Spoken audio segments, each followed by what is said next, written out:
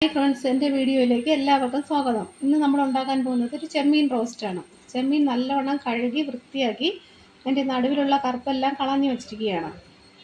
പിന്നെ അടുത്ത ഇൻഗ്രീഡിയൻസ് എന്ന് വെച്ചാൽ ചെറിയ ഉള്ളി വേണം, സവാള 2 എണ്ണം വേണം, ഇഞ്ചി, പച്ചമുളക്, വെളുത്തുള്ളി, 1 തണ്ട് കറിവേപ്പില, 2 തക്കാളി. ഇതെല്ലാമാണ് ഇതിൻ്റെ ഇൻഗ്രീഡിയൻസ്.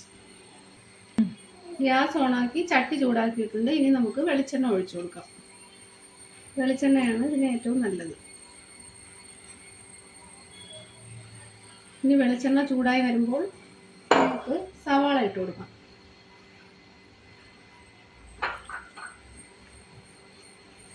വെളിച്ചെണ്ണ ചൂടായി വന്നിട്ടുണ്ട്. ഇനി നമുക്ക് സവാള ചേർത്ത് കൊടുക്കാം. സവാളയും ചെറിയ ഉള്ളിയും ചേർത്ത് വഴറ്റാം.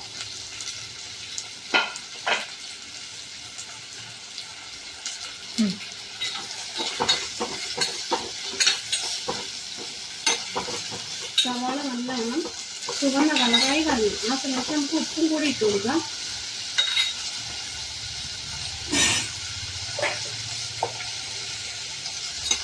ഉപ്പും കൂടി ഒഴിച്ച് അടച്ച് വയ്ക്കാം. അപ്പോൾ പെട്ടെന്ന് വഴങ്ങി വരും.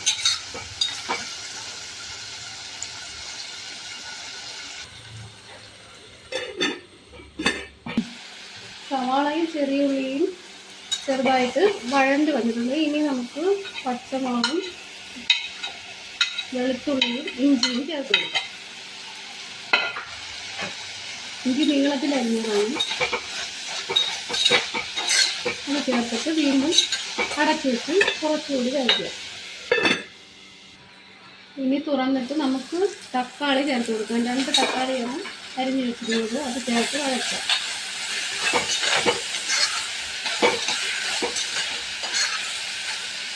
വീണ്ടും അടച്ചു വയ്ക്കാം.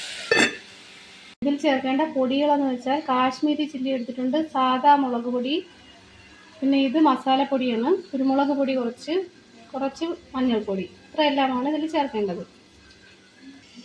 ഇനി നമുക്ക് തുറന്ന് നോക്കാം. അപ്പോൾ സവാളയും തക്കാളിയും എല്ലാം വാടി വന്നിട്ടുണ്ട്. ഇനി നമുക്ക് പൊടികൾ ഇട്ട് കൊടുക്കാം.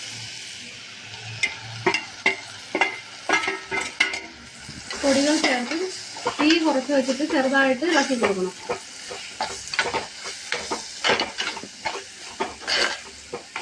ചെറുതായിട്ടൊന്ന് പൊടികളൊക്കെ പച്ചമണം മാറി വരണം.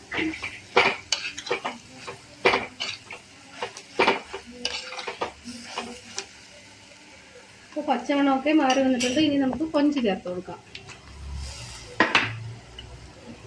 കൊഞ്ച് ചേർത്ത് നല്ലോണം ഇളക്കി മൂടി വയ്ക്കണം. കൊഞ്ചിൽ നിന്നിറങ്ങുന്ന വെള്ളത്തിൽ തന്നെ ഇത് വെന്ത് നല്ലോണം വരും.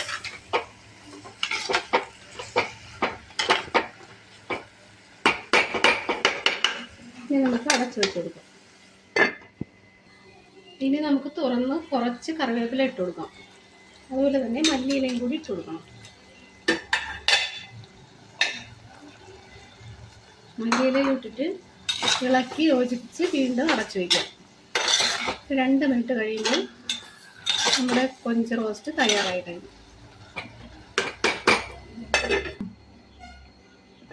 ഇപ്പോൾ 2 മിനിറ്റ് ആയിട്ടുണ്ട്. ഇപ്പോൾ നമ്മുടെ കൊഞ്ച് റോസ്റ്റ് റെഡിയായി വന്നിട്ടുണ്ട്. ഇനി നമുക്ക് ഇറക്കി വയ്ക്കാം.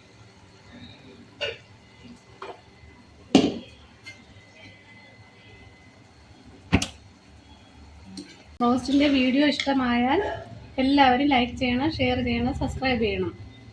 എല്ലാവരും ഇതുണ്ടാക്കി നോക്കണം. Thank you.